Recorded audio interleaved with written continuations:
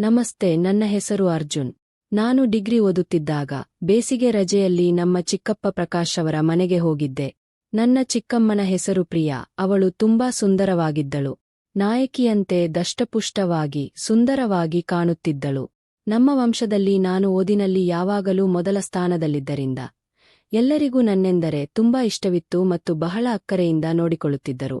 ಎಲ್ಲರೂ ನನ್ನೊಂದಿಗೆ ತುಂಬಾ ಪ್ರೀತಿಯಿಂದ ಇರುತ್ತಿದ್ದರು. ನನ್ನ ಚಿಕ್ಕಮ್ಮ ಕೂಡ ನನ್ನೊಂದಿಗೆ ತುಂಬಾ ಆತ್ಮೀಯವಾಗಿದ್ದಳು. ಚಿಕ್ಕಪ್ಪ ಮತ್ತು ಚಿಕ್ಕಮ್ಮನಿಗೆ 5 ವರ್ಷದ ಒಬ್ಬ ಮಗನಿದ್ದನು. ನಮ್ಮ ಚಿಕ್ಕಪ್ಪ ಮಾರ್ಕೆಟಿಂಗ್ ವ್ಯವಹಾರ ಮಾಡುತ್ತಿದ್ದರು.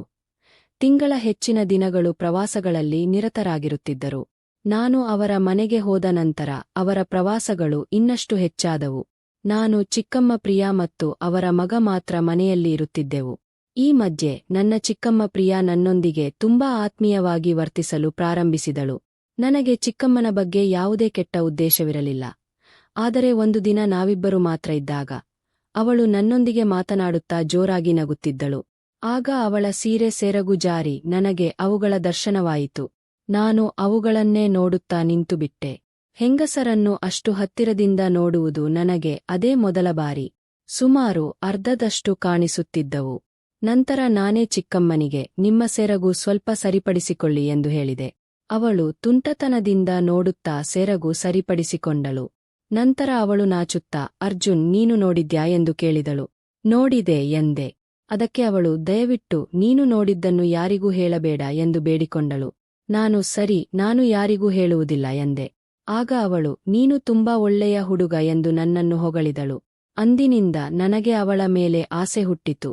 ಅವಳನ್ನು ಹೇಗಾದರೂ ಪಡೆಯಬೇಕೆಂದು ಮನಸ್ಸಿನಲ್ಲಿ ಅಂದುಕೊಂಡೆ. ಚಿಕ್ಕಮ್ಮ ಇನ್ನಷ್ಟು ಪ್ರೀತಿಯಿಂದ ಇರಲು ಪ್ರಾರಂಭಿಸಿದಳು. ನಾನು ಕಾಲೇಜಿನಿಂದ ಬರುತ್ತಿದ್ದಂತೆ ಕಾಫಿ ಮಾಡಿಕೊಡುತ್ತಿದ್ದಳು. ನಮ್ಮ ಕಾಲೇಜು ವಿಷಯಗಳನ್ನು ಕೇಳುತ್ತಿದ್ದಳು, ಸ್ನೇಹಿತರ ಬಗ್ಗೆ ಕೇಳುತ್ತಿದ್ದಳು ಮತ್ತು ತನ್ನ ಕಾಲೇಜು ವಿಷಯಗಳ ಬಗ್ಗೆ ಹೇಳುತ್ತಿದ್ದಳು. ಒಂದು ವಾರದ ನಂತರ ನಮ್ಮ ಚಿಕ್ಕಪ್ಪ ಪ್ರಕಾಶ್ ಪ್ರವಾಸಕ್ಕೆ ಹೋಗಬೇಕಾಯಿತು.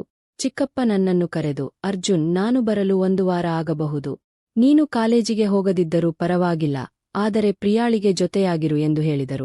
ಚಿಕ್ಕಪ್ಪ ಚಿಕ್ಕಮ್ಮನನ್ನು ಕರೆದು, ನಾನು ದೆಹಲಿಗೆ ಹೋಗಿ ಬರಲು ಸುಮಾರು 1 ವಾರ ಆಗಬಹುದು. ಅರ್ಜುನ್ನನ್ನು ಕಾಲೇಜಿಗೆ ಹೋಗದೆ ನಿನ್ನೊಂದಿಗೆ ಮನೆಯಲ್ಲಿರಲು ಹೇಳಿದ್ದೇನೆ.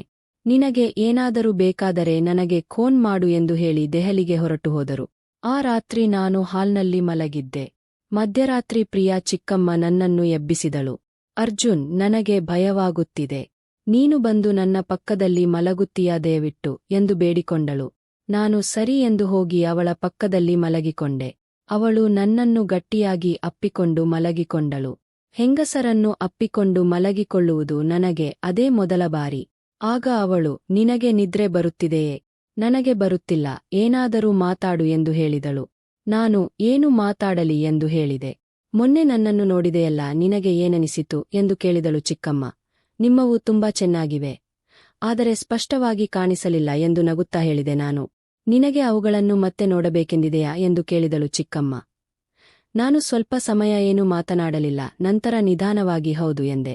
ನಾನು ತೋರಿಸುತ್ತೇನೆ, ಆದರೆ ಒಂದು ಷರತ್ತು, ನೀನು ಕೂಡ ನಿನ್ನದನ್ನು ತೋರಿಸಬೇಕು ಎಂದಳು. ಅದಾಗಲೇ ಚಳಿಗಾಲ. ಚಳಿಯಿಂದ ನಡುಗುತ್ತಿದ್ದ ನನ್ನ ದೇಹವೆಲ್ಲ ಬಿಸಿಯಾಗಿತ್ತು. ನನಗೆ ಏನೋ ರೀತಿಯ ಅನುಭವವಾಗುತ್ತಿತ್ತು.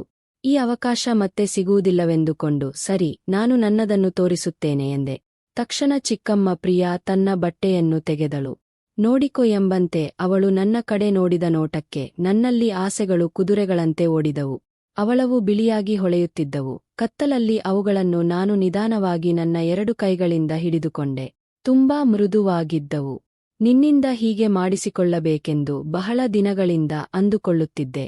ನೀನು ಬಂದಾಗಿನಿಂದ, ನಿನ್ನನ್ನು ನೋಡಿದಾಗಿನಿಂದ ನನ್ನಲ್ಲಿ ಆಸೆಗಳು ಹೆಚ್ಚಾಗಿದ್ದವು. ಆ ದಿನ ನಾನೇ ಬೇಕೆಂದೇ ನಿನಗೆ ತೋರಿಸಿದೆ ಎಂದಳು. ನಾನು ಕೂಡ ನೀನು ನೋಡಿದಾಗಿನಿಂದ ನಿನ್ನನ್ನು ಹೀಗೆ ಮಾಡಬೇಕೆಂದು ಆಸೆಪಟ್ಟಿದ್ದೆ ಎಂದೆ. ಹಾಗಾದರೆ ಯಾಕೆ ತಡ ಎಂದಳು. ನಿಮ್ಮ ಚಿಕ್ಕಪ್ಪ ಪ್ರಕಾಶ್ ಅವರಿಗೆ ನನ್ನನ್ನು ಹೀಗೆ ಮಾಡುವಷ್ಟು ಸಮಯವಿಲ್ಲ. ಇಂದಿನಿಂದ ನೀನೇ ನನ್ನ ಆಸೆಗಳನ್ನು ಪೂರೈಸಬೇಕು ಎಂದಳು. ಅವಳನ್ನು ಹಾಗೆ ಬಟ್ಟೆಯಿಲ್ಲದೆ ನೋಡುತ್ತಿದ್ದರೆ ಆಗಲೇ ಅವಳ ಮೇಲೆ ಬೀಳಬೇಕೆನ್ನಿಸಿತು. ನಿನ್ನನ್ನು ಹೀಗೆ ನೋಡುತ್ತೇನೆಂದು ಅಂದುಕೊಂಡಿರಲಿಲ್ಲ. ಹೀಗೆ ನೋಡುತ್ತಿದ್ದರೆ ನಿನ್ನನ್ನು ನನ್ನ ಅಪ್ಪುಗೆಗೆ ತೆಗೆದುಕೊಳ್ಳಬೇಕೆನ್ನಿಸುತ್ತಿದೆ ಎಂದೆ. ಹೌದಾ, ನಾನು ಕೂಡ ನಿನ್ನ ಅಪ್ಪುಗೆಗೆ ಬರಲು ಕಾಯುತ್ತಿದ್ದೇನೆ ಎಂದಳು.